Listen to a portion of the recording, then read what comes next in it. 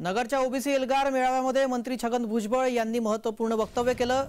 आपल्या मंत्रिपदाचा राजीनामा दिल्याची माहिती त्यांनी दिली। राजीनामा देऊ नंबरच्या सभेला गेलो असं सुद्धा भुजबळ म्हणाले। या मेळाव्यामध्ये भुजबळ यांनी ही स्पष्टोक्ती दिली आणि राजीनामा का स्वीकारला नाही असा सवालही त्यांनी या निमित्ताने उपस्थित केला।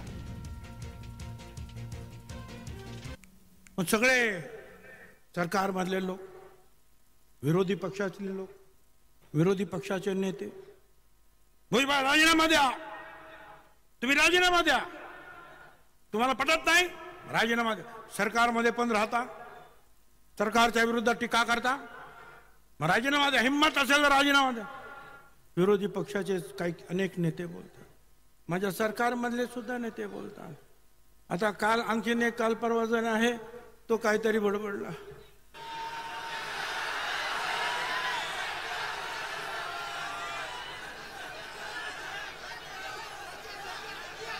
त्याने सांगितलं या भुजबळला लात घालून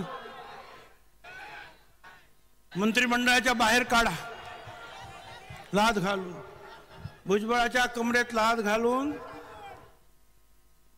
मंत्रिमंडळाच्या बाहेर हाकला।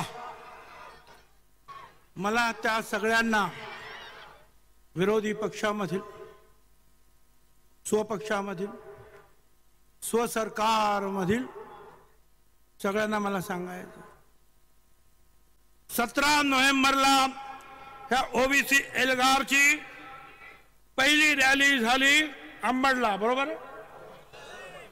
17 नोव्हेंबर पहिली रॅली अंबडला झाली आणि ऐका, 16 नोव्हेंबरला मी मंत्रिमंडळाचा राजीनामा दिला।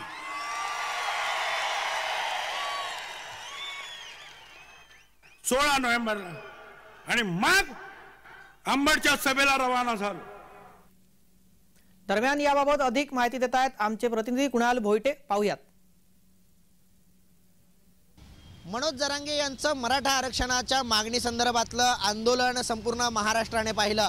मनोज जरांगे हे अनेक वेळा उपोषणाला देखील पाहिलं, सरकारला धारेवर देखील धरलं आणि याच मनोज जरांगेंच्या मागणीच्या विरोधात, म्हणजेच मनोज जरांगेंची मागणी अशी होती की सरसकट मराठ्यांना कुणबी दाखले मिळावे। मात्र ओबीसी नेते म्हणून मंत्री छगन भुजबळ देखील रणांगणात उतरलेले पाहायला मिळाले। मंत्री छगन भुजबळ यांच्या माध्यमातून ओबीसी समाजासाठी अनेक ठिकाणी जे जाहीर सभा आहेत त्या घेण्यात आल्या आणि यामध्ये संपूर्ण महाराष्ट्राने पाहिलं की मंत्री छगन भुजबळ विरुद्ध जरांगे असा वाद जो आहे तो पाहायला मिळाला। मात्र आता याच जाहीर सभेतून, ओबीसीच्या जाहीर सभेतून मंत्री छगन भुजबळ यांनी एक गौप्यस्फोट केलेला आहे की 16 नोव्हेंबर रोजी मी माझ्या पदाचा राजीनामा दिलेला आहे, मात्र अद्याप तो मंजूर करण्यात आलेला नाहीये। यामुळेच आता या संपूर्ण वक्तव्याचे पडसाद मराठा समाजाकडून मोठ्या प्रमाणात पडताना पाहायला मिळत आहेत। मराठा समाज आणि मराठा आंदोलकांकडून हा राजीनामा लवकरात लवकर राज्य शासनाने मंजूर करावा अशा प्रकारची मागणी तग धरू लागलेली आहे।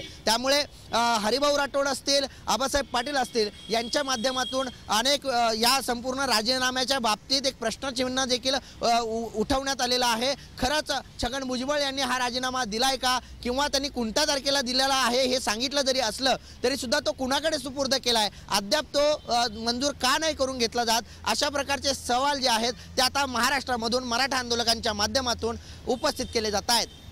कुणाल भोईटे, जय महाराष्ट्र न्यूज, ठाणे।